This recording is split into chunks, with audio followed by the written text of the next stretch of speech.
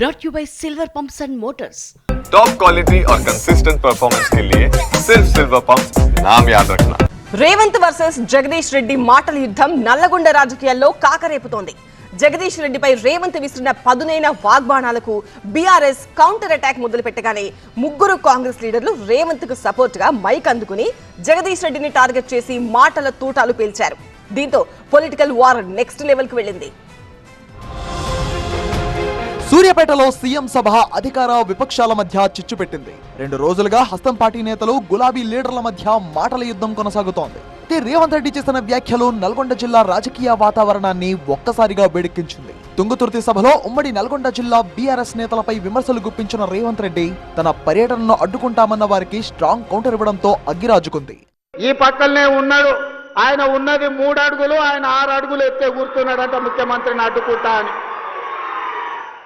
3 అడుగులు ఆయనకు నేను ఒక్క మాట చెప్పదలుచుకున్నా. 3 రోజులు అవకాశం ఇస్తే గోదావరి జలాలు తుంగతుర్తి నియోజకవర్గానికి తెస్తా అని ఆయన పేపర్ల ప్రకటన చూసిన.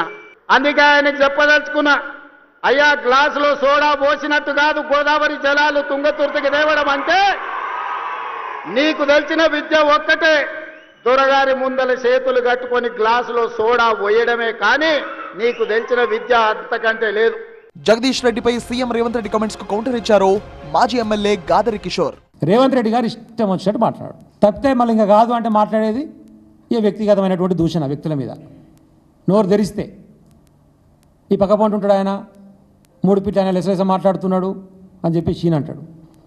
ఈయన 6 ఫీట్లు ఉన్నాడు, అమితాబ్ బచ్చన్ అయినా 3 ఫీట్లు ఆయన మాట్లాడతాడు. గోదావరి జలాలు వచ్చాడంటే అంత ఈజీ అనుకుంటున్నావా, సోడాలో నీళ్ళు కలిపినట్టు అంటుండు. మరి మేము తీసుకొచ్చినాం కదా. రేవంత్ కామెంట్స్ పై జగదీష్ రెడ్డి కూడా ఘాటుగానే రియాక్ట్ అయ్యారు. సీఎం స్థాయిలో ఉండి దిగజారి మాట్లాడారని కౌంటర్ ఇచ్చారు ఆయన. ఏదో ఒకటి ఇక బూతులు తిడితేనన్నా స్పందిస్తారు అని చెప్పి బూతులకు లంఘించుకున్నాడు. ఒకటి మాత్రం వాస్తవం, నేను బూతులు మాట్లాడాను కానీ నీకు జ్ఞానము ఎదగలేదు, సంస్కారము ఎదగలేదు ముఖ్యమంత్రి స్థాయికి. అయితే రేవంత్ రెడ్డిపై జగదీష్ రెడ్డి చేసిన విమర్శలకు ఎమ్మెల్యే వేముల వీరేశం కౌంటర్ ఇచ్చారు. అంతేకాదు జగదీష్ రెడ్డికి దమ్ముంటే ఎమ్మెల్యే పదవికి రాజీనామా చేసి మళ్లీ పోటీ చేయాలని సవాల్ విసిరారు. జగదీష్ రెడ్డి మాట్లాడితే ఏమంటాడు, సోడా నీళ్ళు పక్కకు పెడదాం, తర్వాత ఆ విషయాన్ని వదిలేద్దామంటాడు.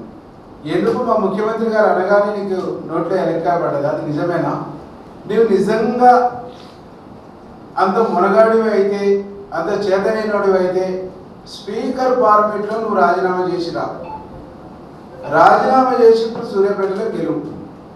నువ్వు సూర్యాపేటలో రాజీనామా చేసి గెలిస్తే నేను శాశ్వతంగా రాజకీయాల నుంచి తప్పుకుంటాను. కాంగ్రెస్ ఎంపీ చామల కిరణ్ కూడా సీన్ లోకి ఎంట్రీ ఇచ్చి జగదీష్ రెడ్డి ఆస్తులపై ప్రశ్నల వర్షం కురిపించారు.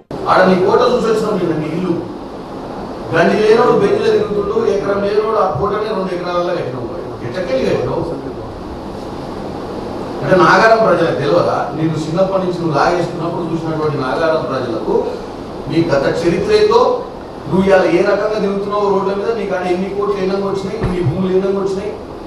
జగదీష్ రెడ్డికి సీఎం రేవంత్ రెడ్డి గురించి మాట్లాడే అర్హత లేదని మండిపడ్డారు ప్రభుత్వ విప్ బీర్ల ఐలయ్య. నల్లగొండలో ఒక జోకర్, జెడ్పీటీసీకి ఎక్కువ, ఎమ్మెల్యేకి తక్కువ.